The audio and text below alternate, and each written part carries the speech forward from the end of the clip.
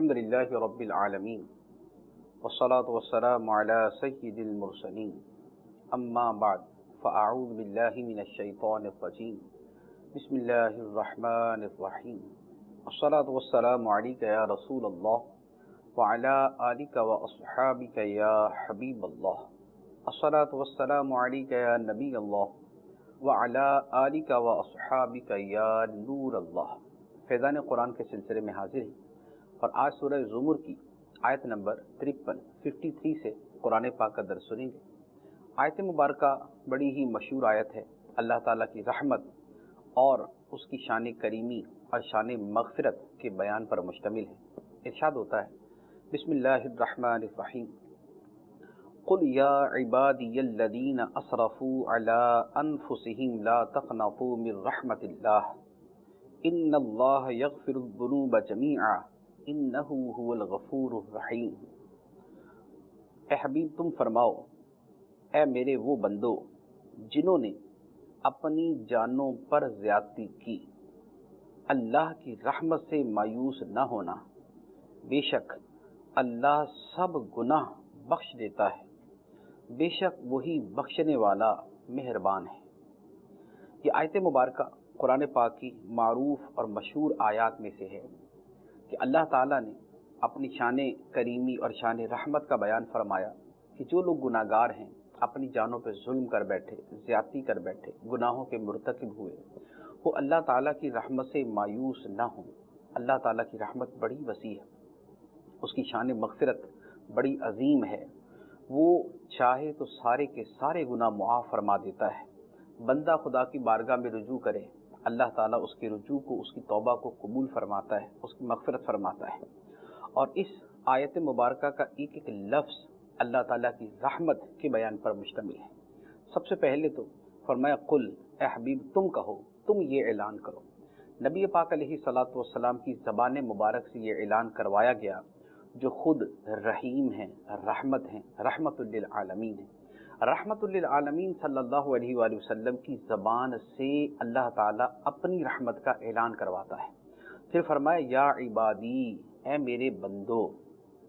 یہ بھی اللہ تعالیٰ کی رحمت ہے، اس کی محبت ہے، اس کی رأفت ہے کہ وہ گناہ گاروں کو بھی فرماتا ہے اے میرے بندو، انہیں بھی اپنے بندوں کے لفظ کے ساتھ تعبیر فرماتا ہے۔ فرمایا اے میرے بندو، اور وہ بھی کون سے؟ جنہوں نے اپنی جانوں پر زیادتی کی ہے، جنہوں نے گناہوں کا ارتکاب کیا ہے، وہ گناہوں کا ارتکاب کرنے کے باوجود خدا کے بندے ہونے سے نکل نہیں گئے، پھر بھی وہ خدا کے بندے ہیں۔ پھر اللہ تعالیٰ فرماتا ہے لا تقنطوا من رحمت اللہ، اللہ کی رحمت سے مایوس نہ ہونا۔ تمہارے کتنے بھی گناہ ہیں، تم کتنے بھی گناہ گار ہو، کتنے ہی کبیرہ گناہ، صغیرہ گناہ کر چکے ہو، لیکن اللہ تعالیٰ کی رحمت سے مایوس نہ ہونا۔ اللہ تعالیٰ کریم ہے، رحیم ہے، غفور ہے، تواب ہے۔ تم اس کی بارگاہ میں توبہ کرو گے، اللہ تعالیٰ تمہاری توبہ قبول فرمائے گا۔ شرک کا ارتکاب بھی ہو، کفر کا ارتکاب بھی ہو، تب بھی اگر بندہ توبہ کرتا ہے تو اللہ تعالیٰ اس کی توبہ قبول فرما لیتا ہے۔ کفر و شرک سے توبہ کا مطلب تو ایمان میں داخل ہونا ہے کہ ان کو چھوڑ کر، ان سے بیزار ہو کر انسان اسلام کے اندر، ایمان کے اندر داخل ہو جائے۔ پھر فرمایا بے شک اللہ سارے گناہ معاف فرما دیتا ہے۔ اللہ تعالیٰ سارے گناہ معاف فرما دیتا ہے۔ صرف اتنا نہیں فرمایا کہ اللہ تعالیٰ گناہ معاف فرما دیتا ہے، بلکہ فرمایا جمیعا، سارے کے سارے گناہ معاف فرما دیتا ہے۔ پھر فرمایا بے شک وہی بخشنے والا، رحم فرمانے والا ہے، وہی ہے بخشنے والا۔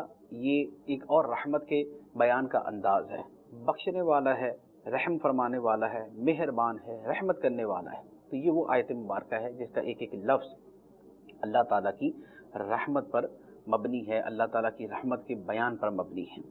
پھر اس میں یہ فرمایا گیا کہ اللہ تعالیٰ کی رحمت سے مایوس نہ ہونا۔ آیت کے اندر جو آگے اور پچھلے الفاظ ہیں اس سے تو بظاہر یہ اشارہ مل رہا ہے کہ یہاں پر گناہوں کے اعتبار سے فرمایا گیا کہ گناہ گار اللہ تعالیٰ کی رحمت سے مایوس نہ ہوں، بلکہ اپنے گناہوں سے توبہ کریں اور خدا کی بارگاہ میں رجوع کریں تو اللہ تعالیٰ کی رحمت ان کو ڈھانپ لے گی، انہیں اپنے دامن رحمت میں لے لے گی۔ لیکن اللہ تعالیٰ کی جو رحمت ہے، جو اس کا کرم ہے، جو اس کا فضل ہے، جو اس کی مہربانی ہے، وہ صرف گناہوں کے معاملے کے حوالے سے نہیں، بلکہ زندگی کے جملہ معاملات کے اندر اس کی رحمت ہماری دستگیری کرتی ہے. اس کی رحمت ہمیں مشکلات کی اتھاہ گہرائیوں سے نکال کر ہمیں نعمتوں اور آسائشوں کے ٹھنڈے سائے کے اندر بٹھا دیتی ہے.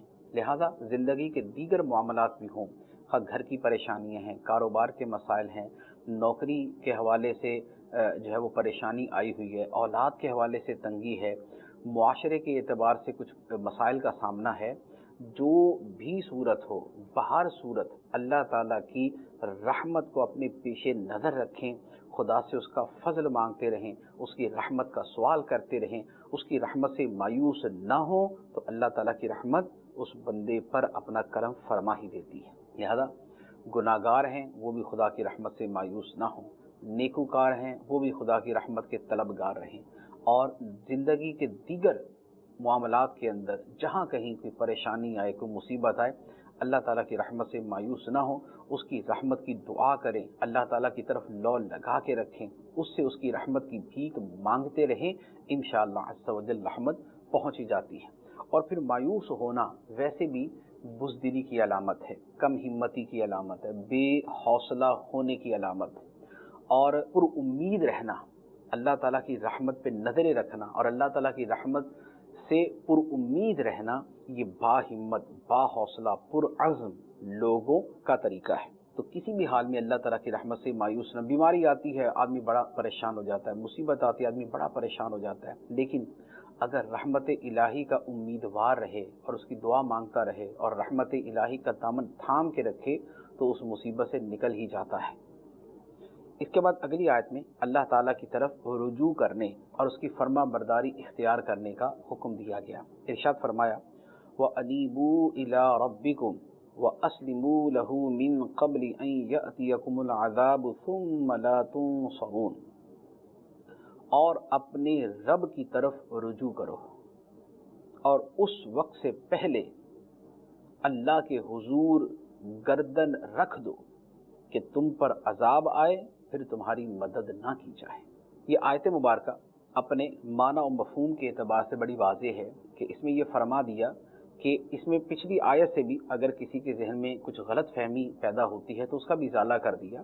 رحمت الہی کی طلب کا یہ مطلب نہیں کہ بندہ گناہوں میں ڈوب جائے اور نافرمانیوں کو اختیار کرنا شروع کر دے اور عذاب الہی سے بے خوف ہو جائے، اللہ تعالیٰ کی خفیہ تدبیر کو بھلا دے اور بولے کہ مجھے اللہ تعالیٰ کی رحمت پہ بڑی امید ہے. اس کا مطلب یہ نہیں تھا. فرما دیا اپنے رب کی طرف رجوع کرو، رحمت الہی کے طلبگاروں اور اللہ کی رحمت کی امید رکھنے والوں اور اس کی رحمت سے مایوس نہ ہونے والوں، اپنے رب کی طرف رجوع کرو اور اس سے پہلے اللہ کے حضور جھک جاؤ کہ تم پر خدا کا عذاب آ جائے پھر تمہاری مدد نہ کی جائے. لہٰذا عذاب الہی کے آنے سے پہلے، خواہ وہ دنیا میں آئے یا وہ آخرت میں آئے، اس سے پہلے اللہ تعالیٰ کی طرف رجوع کر لینا چاہیے. اب اس کے بعد اگلی آیت کے اندر اسی طرح کی مزید چیزوں کا بیان ہے کہ جس میں یہ فرمایا گیا کہ اس وقت سے پہلے اللہ عز و جل کے احکام کی اتباع کر لو، اس کی بارگاہ کی طرف رجوع کر لو کہ پھر تمہیں سوائے حسرتوں کے تمہارے پاس اور کچھ باقی نہ رہے. یعنی زندگی کے اندر ہی اللہ تعالیٰ کی فرما برداری کو اختیار کر لو. ارشاد ہوتا ہے وَاتَّبِعُوا أَحْسَنَ مَا أُنزِلَ إِلَيْكُم مِّن رَّبِّكُم مِّن قَبْلِ أَن يَأْتِيَكُمُ الْعَذَابُ بَغْتَةً وَأَنتُمْ لَا تَشْعُرُونَ أَن تَقُولَ نَفْسٌ يَا حَسْرَتَا عَلَىٰ مَا فَرَّطتُ فِي جَنبِ اللَّهِ وَإِن كُنتُ لَمِنَ السَّاخِرِينَ أَوْ تَقُولَ لَوْ أَنَّ اللَّهَ هَدَانِي لَكُنتُ مِنَ الْمُتَّقِينَ. اور تمہارے رب کی طرف سے جو بہترین کتاب تمہاری طرف نازل کی گئی ہے اس کی اس وقت سے پہلے پیروی اختیار کر لو کہ تم پر اچانک عذاب آئے اور تمہیں خبر بھی نہ ہو.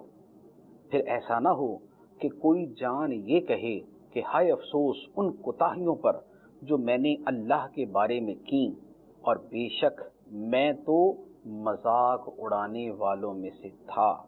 یا کوئی جان یہ کہے اگر اللہ مجھے ہدایت دیتا تو میں بھی پرہیزگاروں میں سے ہوتا. او تقول حین تری العذاب لو ان لی کرۃ فاکون من المحسنین. یا جب عذاب دیکھے تو कोई जान ये कहे अगर मुझे एक मर्तबा दुनिया में लौटना नसीब हो जाता तो मैं नेकियां करने वालों में से हो जाता। ये जो आयात मुबारका हैं, अगर इनको ज़रा बगौर पढ़ें, सुने, इनके माना व मफ़हूम के ऊपर बार बार गौर करें तो हमें अपनी हालत व कैफियत को पहचानने और उस पर गौर करने का बड़ा अच्छा मौका मिल सकता है। अल्लाह ताला ने इरशाद फरमाया कि तुम्हारे रब की तरफ से जो बेहतरीन शय यानी कुरान तुम्हारी तरफ नाजिल किया गया है, उसकी पैरवी इख्तियार कर लो, उसकी इत्तिबा कर लो, उसके कहने पर चलना शुरू कर दो, कबल इसके कि तुम पर अजाब आए अचानक और तुम्हें उसका शऊर तक ना हो, तुम्हें उसका पता तक ना हो, तुम्हें उसकी खबर तक ना हो। ये तो ये है कि दुनिया के अंदर ही तुम पर खुदा का अजाब आ जाए, इसलिए कि तुम कुरान का इनकार करो, उसकी तालीमात से मुंह फेरो। फिर फरमाया कि फिर ये ना हो कि हसरतें करो, अफसोस करो, पछताओ कि हाय अफसोस उन कोताहियों पर जो मैंने अल्लाह के बारे में की। मैंने खुदा को ना माना, मैंने खुदा का शरीक ठहराया, मैंने खुदा के अहकाम को ना माना, मैं खुदा के फरमान पे ना चला, मैं उसके अहकाम की इत्तिबा ना कर सका, मैंने उसके अहकाम की इत्तिबा ना की। तो फिर इन कोताहियों को याद करो जो खुदा के बारे में अकीदे के हवाले से इख्तियार की, और ये भी हो सकता है कि अमल के हवाले से भी खुदा के बारे में जो कोताहियाँ की उनके ऊपर भी बंदा पछताए कि ए काश के दुनिया के अंदर मैं अल्लाह ताला के अहकाम को मान लेता, उन पर अमल करता। मैं तो दुनिया के अंदर अल्लाह के दीन का मजाक उड़ाने वालों में से था। काफिर ये जुमला कहेगा कि दुनिया के अंदर मैं तो मजाक उड़ाने वालों में से था। जो कुरान का दीन का मजाक उड़ाए वो तो काफिर है। इसमें सिर्फ ये ज़रूरी नहीं कि जो खुल्लम खुल्ला अपने आप को गैर मुस्लिम कहता है वही इस आयत की वईद के अंदर दाखिल है, बल्कि वो शख्स भी दाखिल है जो अपने आप को कहे तो मुसलमान लेकिन दीन का मजाक उड़ाए, खुदा का मजाक उड़ाए, जो दीनी शायर का मजाक उड़ाए, जो दीन की ज़रूरी चीज़ों का मजाक उड़ाए, वो भी इसके अंदर शामिल है। वो भी क़यामत के दिन कहेगा कि मैं तो दुनिया के अंदर मजाक उड़ाता था, मैं तो मजहबी लिबास का, मैं मजहबी चीज़ों का मजाक उड़ाता था, मुझे तो दीन की बात ही पसंद नहीं आती थी, मैं तो दीनदारों का मजाक उड़ाता था, दीन की हर बात मुझे इस्तेहज़ा लगती थी, अजीबो गरीब सी लगती थी, बुरी लगती थी, नफ़रत के काबिल लगती थी। तो दुनिया के अंदर जो मैं ये हरकतें करता रहा तो मैं तो ये था। तो अल्लाह ताला फरमाता है कि फिर क़यामत के दिन ये हसरतें करेगा, मौत के बाद ये हसरतें करेगा कि ए हाय अफसोस मेरी उन कोताहियों पर जो मैंने अल्लाह के बारे में की। मैंने दुनिया के अंदर उसके अहकाम पे ना चला, बल्कि मैं तो मजाक उड़ाता था, मैं तो खुदा के अहकाम का मजाक उड़ाता था कि ये भी कोई अहकाम है, ये भी आज के ज़माने में चल सकते हैं, ये भी आज के ज़माने में तरक्की के ज़ामिन बन सकते हैं, ये तो दकियानूसी चीज़ें हैं, पुरानी चीज़ें हैं, पता नहीं 1400 साल पहले के कबायली ज़माने के अहकाम आज क्यों मुंतबिक कर दिए गए। मैं तो इस तरह की बातें करता था जैसे आजकल हमारे सेकुलर कहलाने वाले ये बातें करते हैं कि 1400 साल पहले की बातें मौलवियों ने आज नाफिज कर दी। तो ये आज तो जिस तरह भी ये जुमले बोल रहे हैं तो कोई रोकने वाला नहीं है, बोलते जा रहे हैं। लेकिन क़यामत के दिन क्या होगा, मौत के बाद क्या होगा, ये होगा जो यहाँ पर बयान किया गया कि कोई नफ्स फिर ये ना कहे, कोई जान ये ना कहे कि हाय अफसोस उन कोताहियों पर जो मैंने अल्लाह के बारे में की, और बेशक मैं तो खुदा के दीन का मजाक उड़ाने वालों में से था। और फिर और हसरतों का बयान कि कोई जान ये भी कहेगी कि अगर अल्लाह मुझे हिदायत देता तो मैं परहेजगारों में से होता। ये एक नए लोग होंगे कि अगर अल्लाह मुझे हिदायत देता तो मैं परहेजगारों में से होता, चूँकि अल्लाह ने ही मुझे हिदायत नहीं दी लिहाजा मैं परहेजगारों में से ना हुआ। तो ये वो है कि जुर्म आदमी खुद करता है और उसे तकदीर पे छोड़ देता है। अगर अल्लाह चाहता तो मुझे हिदायत दे देता। जैसे आजकल भी लोग बोलते हैं ना, अगर अल्लाह चाहे तो हम भी नमाज़ें पढ़ना शुरू कर दें, अगर अल्लाह चाहे तो हम भी रोज़े रखना शुरू कर दें, अगर अल्लाह चाहे तो हम भी खुदा के अहकाम पे अमल करना शुरू कर, अगर अल्लाह चाहे तो गुनाह की लज्जत हमारे दिल से निकल जाए तो हम भी गुनाह छोड़ दें। तो बहुत से लोग अपने मामलात को यूँ ही करते हैं कि मशीयत इलाही पे छोड़ देते, अगर अल्लाह चाहेगा तो हम ये काम कर लेंगे। तो बात यह है कि हमें ये नहीं देखना कि अल्लाह चाहेगा तो हम करेंगे, अल्लाह नहीं चाहेगा तो हम नहीं करेंगे, बल्कि हमने ये देखना है कि अल्लाह ताला का हुक्म क्या है। तो ये जो लोग जो यहाँ पर ये बात करेंगे कि अगर अल्लाह ताला हमें हिदायत दे देता तो हम भी परहेजगारों में से होते, तो अल्लाह ताला ने अगली आयत के अंदर जाके इसका रद्द किया, इसकी तरदीद फरमाई। फिर एक और हसरत के जुमले को बयान फरमाया कि जब कोई शख्स अजाब देखेगा तो फिर वो कहेगा کہ کاش کہ اگر ایک مرتبہ مجھے دنیا کی طرف لوٹنا نصیب ہو جاتا تو میں نیکیاں کرنے والوں میں سے ہو جاتا۔ یعنی پہلے جو زندگی ملی 50 سال کی، 60 سال کی، 70 سال کی، 80 سال کی، اس کے اندر تو بندہ نہیں بنا، اس کے اندر تو محسنین نیک نہیں بنا۔ اب کہتا ہے کہ اب اگر واپس لوٹا دیا جائے تو اب میں نیک بن جاؤں گا، لیکن یہ پھر بھی نیک نہیں بنے گا۔ قرآن پاک کی اور آیت مبارک ہے جن میں یہ فرمایا گیا کہ اگر ان کو دوبارہ بھی دنیا میں بھیج دیا جائے یہ پھر جا کے وہی کام کرنا شروع کر دیں گے جو پہلے کرتے تھے۔ تو جس نے سدھرنا ہوتا ہے وہ ایک ہی زندگی میں سدھر جائے گا، اور جس نے نہیں سدھرنا اس کو 10 زندگیاں بھی دے دیں گے، وہ دوبارہ آ کے پھر وہی حرکتیں کرے گا۔ لہذا جو زندگی ملی ہوئی ہے اسی کے اندر سدھرنا ہے۔ اسی سے ہمیں اپنے اوپر بھی غور کرنا چاہیے کہ ہم بھی کتنی نیکیوں کے بارے میں یوں جو ہے وہ چھوڑ دیتے ہیں، یا تو یوں کہہ کے چھوڑ دیتے ہیں کہ اگر اللہ چاہے گا تو ہم بھی نیک بن جائیں گے، یا پھر یہ ہے کہ ہم نیکیوں کو چھوڑتے ہیں اور ہمیں کوئی پرواہ نہیں ہوتی، ہم گناہ کرتے ہیں اور ہمیں کوئی ڈر نہیں ہوتا، جبکہ قیامت کے دن یہی چیزیں ہمارے لیے کتنی بڑی حسرت کا باعث بن سکتی ہیں، کتنی بڑی حسرت کا باعث بن سکتی ہیں، ہم اس کا تصور نہیں کر سکتے۔ کیونکہ مرنے کے بعد تو بندہ جب ثواب دیکھے گا، سبحان اللہ کہنے کا ثواب، الحمدللہ کہنے کا ثواب، نمازیں پڑھنے کا ثواب، ماں باپ کی خدمت کا ثواب، لوگوں سے اچھا سلوک کرنے کا ثواب، حسن اخلاق سے ملنے کا ثواب، جب وہ یہ دیکھے گا تو وہ اتنی حسرتیں کرے گا، کاش کہ میں نے دنیا کے اندر میں نے خدا کو یاد کیا ہوتا، میں نے قرآن پڑھا ہوتا، میں نے اللہ کا ذکر کیا ہوتا، میں نے درود پاک پڑھا ہوتا، میں نے نمازیں پڑھی ہوتی ہیں، کاش کہ میں لوگوں سے اچھا سلوک کرتا، کاش کہ لوگوں کے ساتھ میں با اخلاق ہوتا، میں ملنساری سے ملتا، میں مسکرا کے ملتا، میں تکلیف نہ دیتا، میں تنگ نہ کرتا۔ لیکن ان ساری حسرتوں کا کوئی فائدہ نہیں ہوگا۔ مرنے کے بعد ایک مرتبہ لفظ اللہ کہنے کی بھی بندے کو اجازت نہیں ملے گی، یعنی وہ اجازت کہ بندہ کہے اور اس پہ اس کو ثواب مل جائے، ایسا نہیں ہوگا۔ تو جتنی مہلت ہے وہ موت سے پہلے پہلے ہے۔ ابھی ہم زندہ ہیں، ہم میں جو ہے کوئی بچہ ہے، کوئی جوان ہے، کوئی بوڑھا ہے، لیکن زندگی ہے۔ بچہ ہے تو ظاہری اعتبار سے بڑی لمبی زندگی ہے، جوان ہے اگرچہ موت کا پتہ نہیں لیکن ظاہری اعتبار سے یہ کہ ابھی بھی زندگی ہے، بوڑھا ہے تب بھی جو ہے وہ مر تو نہیں رہا، تب بھی زندگی تو ہے۔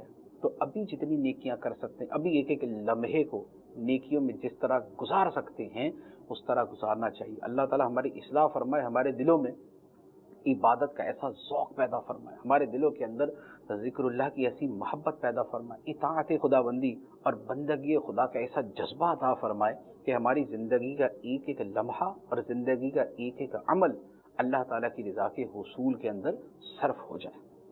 اب اللہ تعالیٰ مزید ارشاد فرماتا ہے، بلا قد جاءتک آیاتی فکذبت بها واستکبرت وکنت من الکافرین۔ یہ جو جواب ہے، یہ جو آیت مبارکہ میں نے تلاوت کی ہے، یہ اصل میں ان لوگوں کو جواب ہے جن کی پہلے حسرتیں بیان کی۔ میں نے عرض کیا نا کہ اصل میں تو وہ کافر ہیں، حسرت مسلمان بھی کریں گے جو بے عمل ہوں گے یا جو نیکیوں میں کمی جن کی رہ جائے گی، لیکن کفار تو پرلے درجے کی حسرت میں ہوں گے کہ وہ تو ایمان جیسی دولت سے محروم، وہ تو ایمان جیسی دولت سے محروم اور ہمیشہ کی جنت سے محروم اور ہمیشہ کی جہنم میں جانا۔ تو اب یہ جو حسرتیں کریں گے نا کہ کاش اگر اللہ مجھے ہدایت دے دیتا تو میں متقی ہوتا، اگر ایک مرتبہ دنیا میں لوٹنا مل جائے تو میں بڑا نیک بن جاؤں گا، بڑا نیک بن جاؤں گا، تو ان سے کہا جائے گا کہ ہاں کیوں نہیں، بے شک تیرے پاس میری آیتیں آئیں، تیرے پاس میری آیتیں آئیں تو تو نے انہیں جھٹلایا اور تکبر کیا اور تو انکار کرنے والوں میں سے ہو گیا۔ اسے جواب دیا جائے گا کہ آج تو بڑی تمنائیں کر رہا ہے اور آج تو بڑی آگے سے جو ہے وہ باتیں کر رہا ہے کہ اگر ایک مرتبہ مجھے موقع مل جائے تو میں اتنا نیک بن کے دکھاؤں گا کہ دنیا دیکھے گی، اور نہ جانے کیسی کیسی وہ حسرتیں، کیسے کیسے جملے بولے گا۔ تو اللہ تعالیٰ کی طرف سے اسے کہا جائے گا کہ دنیا کے اندر تو تیرے پاس اللہ کی آیتیں آئی تھی، خدا کا کلام آیا تھا، خدا کا قرآن آیا تھا، بڑا سمجھایا گیا تھا، اللہ نے اپنے رسول بھیجے، پھر رسولوں کے آگے جو غلام نمائندے ہیں وہ آئے، انہوں نے تجھے دین سکھایا، تیرے گھر پہ آ کے تجھے دعوت دیتے تھے، تیرے گھر پہ آ کے تجھے سمجھاتے تھے کہ جناب ایمان سے بڑی دولت کوئی نہیں اور کفر سے بڑا عذاب کا سبب کوئی نہیں، تجھے دنیا میں سمجھاتے تھے لیکن تو قرآن کی آیتیں سن کے جھٹلا دیتا تھا، تکبر کرتا تھا، حق کا انکار کرتا تھا، اور تو انکار کیا کرتا تھا، لہذا اب ان حسرتوں کا کوئی فائدہ نہیں۔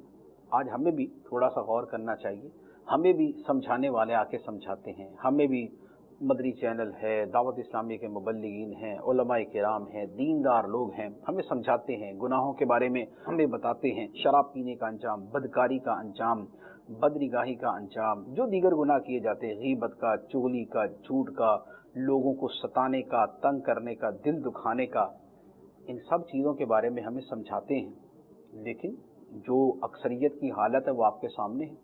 جس کو جس گناہ کی لت ہے، جو جس گناہ کی لذت میں ڈوبا ہوا ہے، بڑا مشکل ہے کہ وہ اس گناہ سے باز آ جائے۔ تو یہ دنیا کے اندر ابھی مہلت ہے، ایسا نہ ہو کہ قیامت کے دن جو ہے وہ ان لوگوں سے بھی کہا جائے کہ جنہیں دنیا میں سمجھانے والے بڑے آئے اور وہ نہ مانے اور نہیں سمجھے، تو ان کو بھی قیامت کے دن کہا جائے کہ تمہارے تو گھر کے اوپر مبلغین آ کے سمجھاتے تھے، تمہارے تو گھر کے اندر جو ہے تمہارے ٹی وی کے اندر آ کے تمہیں سمجھاتے تھے، تمہیں تو ہر طرح سمجھانے کی کوشش کی، دعوتیں دی، بلایا، بہت سارے طریقے استعمال کیے، لیکن تو بعد ہی نہیں آیا، تو نے تو دعوت نہیں قبول کی، تو نے تو نیکی کی دعوت قبول نہیں کی، تو نے تو نمازیں نہیں شروع کی۔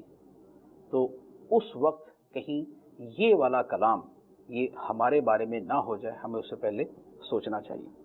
پھر قیامت کے دن ان لوگوں کا کیا حشر ہوگا جو اللہ تعالیٰ پہ جھوٹ باندھتے ہیں، یعنی اللہ تعالیٰ کی طرف شرک منسوب کرتے ہیں، اللہ تعالیٰ کی طرف وہ باتیں منسوب کرتے ہیں جن سے اللہ تعالیٰ پاک ہے، اللہ تعالیٰ کی طرف اولاد منسوب کرتے ہیں، اس کا شریک قرار دیتے ہیں، یا اور اس طرح کی جو باتیں کرتے ہیں۔ ارشاد فرمایا وَيَوْمَ الْقِيَامَةِ تَرَى الَّذِينَ كَذَبُوا عَلَى اللَّهِ وُجُوهُهُمْ مُسْوَدَّةٌ أَلَيْسَ فِي جَهَنَّمَ مَثْوًى لِّلْمُتَكَبِّرِينَ، اور قیامت کے دن تم اللہ پر جھوٹ باندھنے والوں کو دیکھو گے کہ ان کے منہ تاریک ہوں گے، ان کے منہ تاریک ہوں گے۔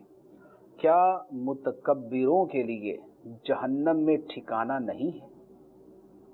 جو خدا پہ جھوٹ باندھنے والے جیسے دہریے ہیں، جو خدا کا وجود ہی نہیں مانتے، اور دنیا کے اندر کروڑوں کی تعداد میں کوئی دین مذہب مانتے ہی نہیں، خدا کے وجود کے منکر ہیں، اور بڑے آج کل دنیا میں بڑے فخر سے چوڑے ہو کے چلتے ہیں کہ جناب ہم تو عقل کی پیروی کرنے والے ہیں، یعنی عقل کو خدا مان لیا اور خدا کو خدا نہ مانا، عقل کو خدا مان لیا لیکن خدا کو خدا نہ مانا۔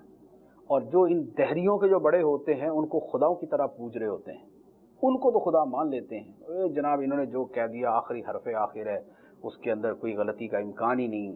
لیکن جو سچا خدا ہے، لا الہ الا اللہ، جو سچا خدا ہے، رحمان ہے، رحیم ہے، احکم الحاکمین ہے، اس کو خدا نہ مانا، اس کو معبود نہ مانا، اس کے وجود کے ہی منکر ہو گئے، تو یہ دہریے ہو گئے، مشرک ہو گئے۔ تو اللہ تعالیٰ فرماتا ہے قیامت کے دن ان کے منہ تاریک ہوں گے، تاریک ہوں گے، تاریکیوں میں ڈوبے ہوں گے۔ ایک طرف ایمان والوں کے چہرے روشن، ان کے چہرے تاریک، اور فرمایا کہ کیا جہنم میں متکبروں کا ٹھکانہ نہیں؟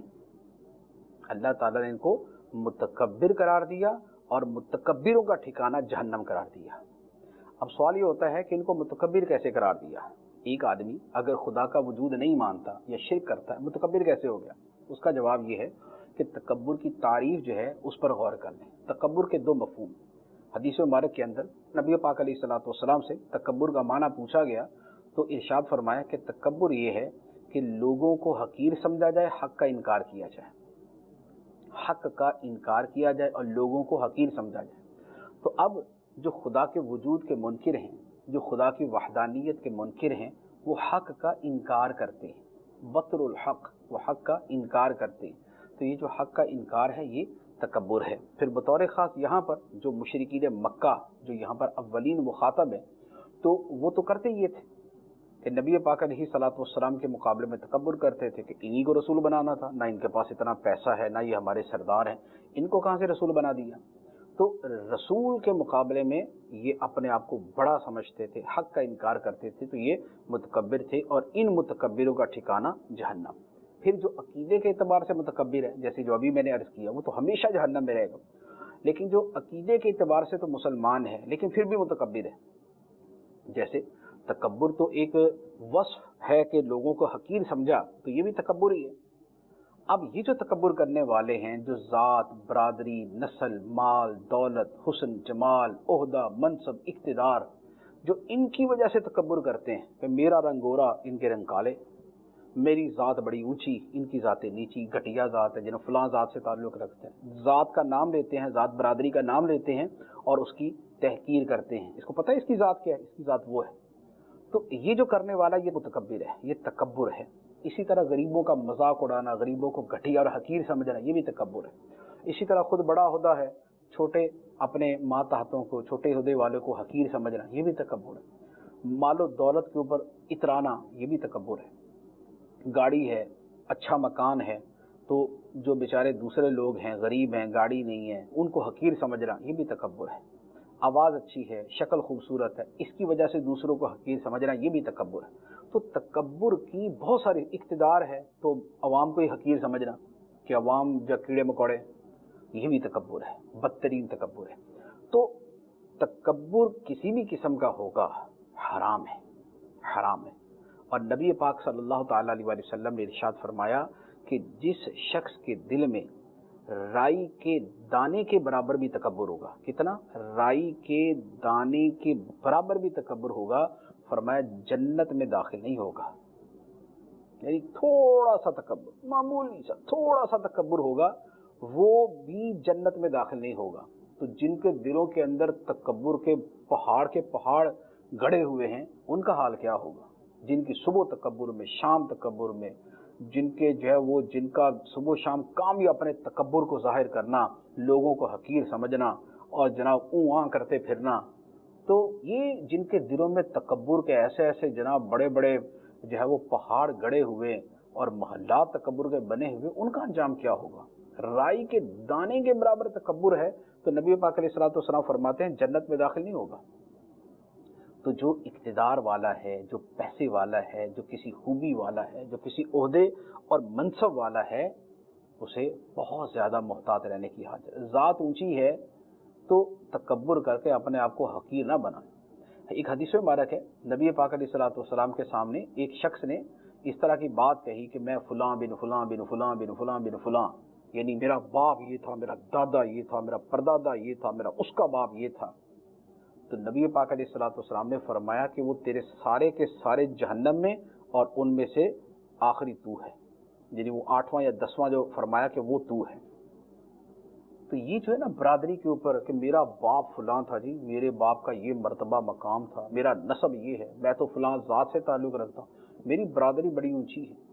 तो इस तरह के जो तकब्बुर हैं ये बड़े ख़तरनाक होते हैं, जहन्नम में जाने का ज़रिया है, जन्नत से महरूमी का ज़रिया है। इसलिए इनसे बहुत ज़्यादा जो है वो अपने आप को बचाना चाहिए।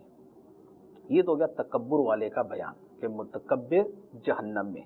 अब मुतकब्बिरों के मुकाबले हैं मुत्तकी। मुत्तकी वो होता है जो खुदा से डरने वाला है, जो गुनाह से बचने वाला है। तकब्बुर भी गुनाह है, तो जो मुत्तकी होगा वो लाजमी तौर पे तकब्बुर से बचने वाला होगा। तो अब मुत्तकी का जो है वो सिला क्या है, उसका अल्लाह ताला उसको क्या अता फरमाएगा, उसका बयान फरमाया। इरशाद फरमाया वयुनज्जिल्लाहु लज़ीना तक़ौ बिमफ़ाज़ातिहिम ला यमस्सुहुमुस्सूउ वला हुम यहज़नून। और अल्लाह परहेज़गारों को उनकी नजात की जगह के ज़रिए नजात देगा, यानी जहन्नम से नजात देगा, ना उन्हें अजाब छुएगा और ना वो गमगीन होंगे। जो तक़वे वाले हैं, खुदा से डरने वाले हैं, गुनाहों से बचने वाले हैं। तक़वा का सीधा मफ़हूम हमेशा ये ध्यान में रखें कि तक़वा के अंदर अल्लाह ताला का डर, तक़वा के मफ़हूम में अल्लाह ताला का डर और हर तरह के गुनाह से बचना, ये शामिल है। हर वो अमल जो बंदे की आखिरत को नुकसान पहुंचाने वाला है, उससे बचने का नाम तक़वा है। तक़वे का लफ्ज़ का मतलब ही बचना होता है। तो हर वो अमल जो बंदे की आखिरत को नुकसान पहुंचे, और आखिरत को नुकसान गुनाह पहुंचाते, कबीरा है या सगीरा, तो गुनाह से बचने का नाम तक़वा है। अब जो गुनाह से बचने वाला है, अल्लाह ताला फरमाता है कि अल्लाह ताला ऐसे तक़वा वालों को क़यामत के दिन नजात अता फरमाएगा। उन्हें ना कोई अजाब छुएगा और ना वो गमगीन होंगे। दुनिया छुटने पर, दुनिया की नेमतें चले जाने पे वो गमगीन नहीं होंगे। तो तक़वा जो है ये बड़ा अजीम मर्तबा है, ये बड़ी अजीम नेकी है। अल्लाह ताला में तक़वे की दौलत अता फरमाए। कुरान पाक के अंदर तक़वा के बारे में बहुत फजीलतें बयान फरमाई गई।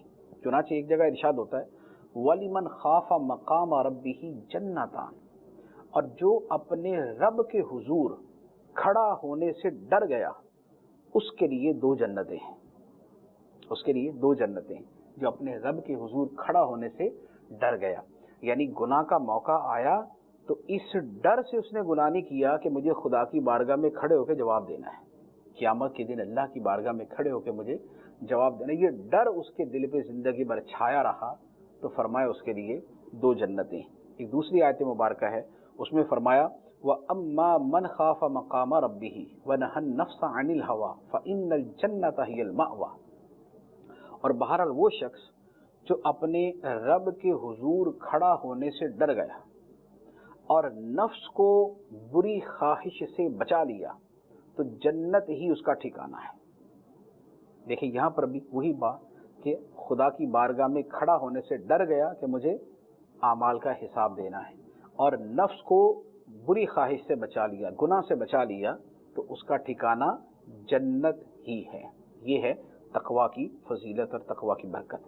اس کے بعد ارشاد فرمایا اللہ خالق کل شیء وہو علی کل شیء وکیل، اللہ ہر چیز کا خالق ہے اور وہ ہر چیز پر نگہبان ہے۔ اس کے بعد ارشاد فرمایا کہ زمین و آسمان کی کنجیاں، چابیاں سب اللہ عز و جل کی ملک میں ہیں۔ ارشاد ہوتا ہے لہو مقالید السماوات والارض والذین کفروا بآیات اللہ اولئک هم الخاسرون، آسمانوں اور زمین کی کنجیاں اسی کی ملکیت میں ہیں، اور جنہوں نے اللہ کی آیتوں کا انکار کیا وہی نقصان اٹھانے والے ہیں۔ تو آسمان و زمین کے سارے خزانوں کی کنجیاں اللہ عز و جل کے ملک میں ہیں، اس کے قبضے میں ہیں۔ تو جو مالک ہے آسمان و زمین کا وہ اللہ تعالیٰ ہے، خالق بھی اللہ تعالیٰ ہے، مالک بھی اللہ تعالیٰ ہے، مالک حقیقی اللہ تعالیٰ کی ذات ہے۔ بقیہ تو اللہ تعالیٰ دنیا میں جس کو چاہتا بادشاہ بنا دیتا ہے، بادشاہ دنیا کی عطا فرماتا ہے۔ قرآن پاک کے اندر قل اللہم مالک الملک تؤتی الملک من تشاء، کہ اے حبیب تم کہو اے اللہ ملک کے مالک تو جسے چاہتا ہے ملک عطا فرما دیتا ہے۔ تو یہ جو اللہ تعالیٰ زمین و آسمان کے خزانوں کی چابیاں جس کے پاس ہیں، جو زمین و آسمان کے خزانوں کا مالک ہے، وہ جسے چاہتا ہے عطا بھی فرما دیتا ہے، جسے چاہتا ہے عطا بھی فرما دیتا ہے۔ ملک بادشاہوں کو عطا فرما دیتا ہے، قرآن پاک کے اندر ہے۔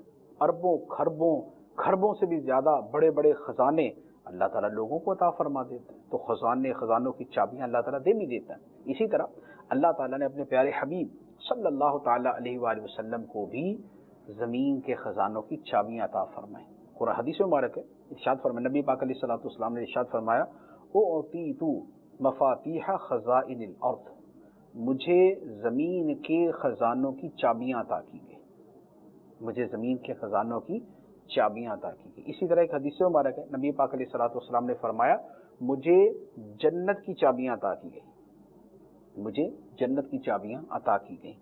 تو اللہ تعالیٰ کی عطا سے اللہ کے محبوب علیہ الصلوۃ والسلام بھی خزانوں کے مالک ہیں، اور خزانوں کے مالک ہیں، اور جسے چاہتے ہیں آپ عطا فرماتے ہیں۔ حدیث مبارک ہے، بخاری شریف کی حدیث ہے، نبی پاک علیہ الصلوۃ والسلام نے فرمایا انما انا قاسم واللہ یعطی، اللہ عطا فرماتا ہے اور میں تقسیم کرتا ہوں۔ تو نبی پاک علیہ الصلوۃ والسلام خزائن الہی تقسیم کرنے والے ہیں۔ اللہ تعالیٰ علم دیتا ہے، سرکار وہ تقسیم کرتے ہیں۔ اللہ تعالیٰ اپنی رحمتوں کے خزانے عطا فرماتا ہے، نبی پاک علیہ السلام وہ بھی تقسیم کرتے ہیں۔ جیسے نبی پاک علیہ السلام نے کتنے لوگوں کو جنت عطا فرمائی، صحابہ کرام نے سوال کیا، سرکار نے جنت عطا فرمائی۔ مسلم شریف کی روایت ہے، حضرت ربیعہ بن کعب رضی اللہ تعالیٰ عنہ نے نبی پاک علیہ السلام سے جنت مانگی، سرکار دو عالم صلی اللہ علیہ وسلم نے جنت ہی ان کو عطا فرما دی۔ تو جنت کا اختیار اللہ تعالیٰ نے دیا تھا تو عطا فرمائی نا۔ تو یہ اللہ تعالیٰ جو ہے وہ اپنے محبوب علیہ السلام کو عطا فرماتا ہے، اور دنیا میں بھی جس کو جو کوئی اختیار ملتا ہے، قدرت ملتی ہے، خزانہ ملتا ہے، وہ اللہ تعالیٰ کی عطا سے ملتا ہے۔ اور یہاں پر جس مفہوم کے اندر یہاں بیان کیا گیا وہ یہ ہے کہ رحمت کے، رزق کے، بارش کے، ساری چیزوں کے خزانوں کا مالک اللہ ہے۔ جب خزانوں کا مالک اللہ ہے تو پھر معبود بھی وہی ہے، پھر عبادت کا مستحق بھی وہی ہے، لہذا اس کی عبادت سے، اس کی بندگی سے منہ نہ موڑو۔ اس کے بعد اگلی آیت میں کچھ لوگوں نے نبی پاک علیہ الصلوۃ والسلام کو جو ہے وہ غیر اللہ کی عبادت کی طرف بلایا۔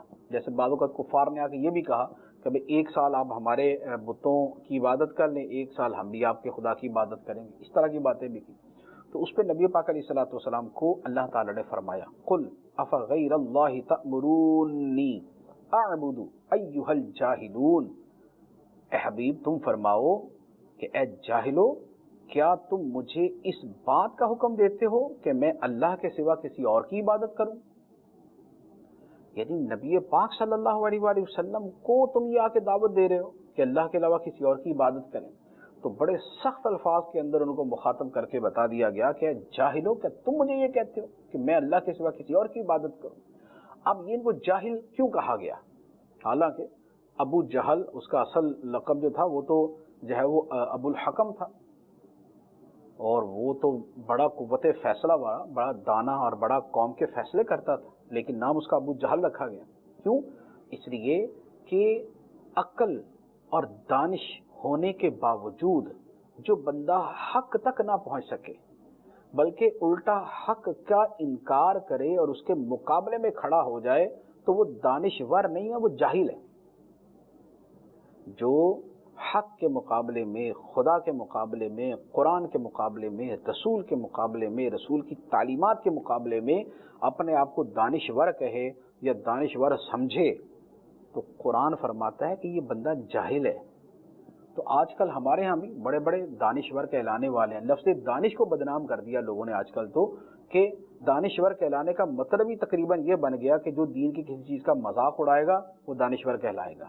تو اگر یہی دانشوری ہے تو پھر قرآن پاک دیکھنے کیا کہہ رہا ہے، ایھا الجاہلون، اے جاہلو، کیا تم مجھے یہ کہتے ہو کہ میں اللہ کے علاوہ کسی اور کی عبادت کروں؟ تو یہ جو عبادت ہے اس کا تو ایک بڑا واضح مفہوم ہے، لیکن اس کے ساتھ جو یہ کہتے ہیں کہ بھئی نمازوں کے اندر تو خدا کو جو ہے وہ اپنا حاکم مانو، لیکن قانون کے اندر خدا حاکم نہیں، قانون کے اندر عوام حاکم ہے، قانون کے اندر تو مغربی ممالک حاکم ہیں، قانون کے اندر تو ان کی چلے گی۔ تو یہ جو عبادت کے اندر تو خدا کو خدا مانتے ہیں، لیکن معیشت کے اندر، معاشرت کے اندر، زندگی گزارنے کے اندر، قوانین کے اندر خدا کو خدا نہیں مانتے، بلکہ وہاں پر آ کے دنیا کے بنے ہوئے قوانین اور انگریزوں کے بنے ہوئے قوانین ان کے لیے سب کچھ ہیں، تو پھر ان سے یہی کہا جائے گا کہ اے جاہلو، کیا تم ہمیں یہ کہتے ہو کہ عبادت کے اندر تو خدا کو خدا مان لے اور بقیہ کے اندر غیر اللہ کو مان لے، بقیہ کے اندر خدا کے علاوہ کو اپنا سب کچھ مان لے؟ ایسا نہیں ہو سکتا۔ تو اللہ تبارک و تعالی ہمیں قرآن پاک کا فہم عطا فرمائے اور قرآن پاک کے احکام پہ عمل کرنے کی توفیق عطا فرمائے، آمین، بجاہ النبی الامین صلی اللہ علیہ وسلم۔